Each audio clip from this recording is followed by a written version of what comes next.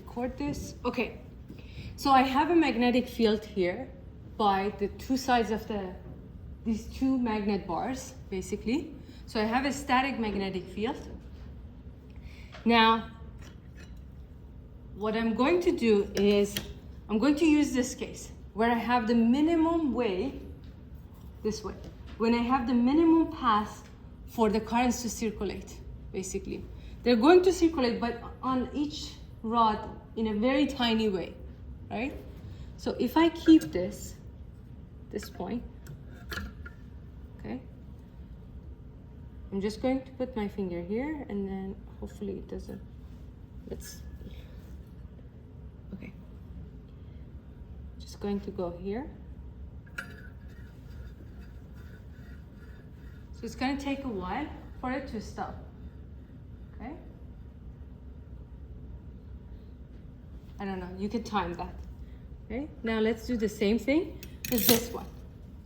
This one now has a little bit more circulation. At least you can have a big current from the top to the bottom, right? That stops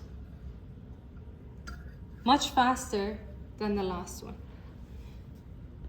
And if you have a solid one like this now, you can see that it will be even stopped.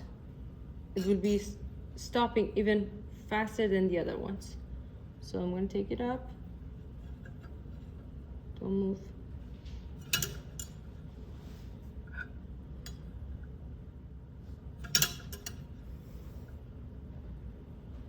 It doesn't even go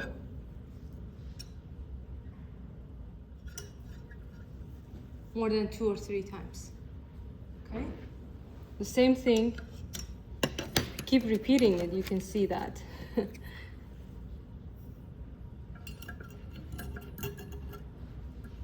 really takes a while for this one to stop because it doesn't have enough eddy currents to oppose the change.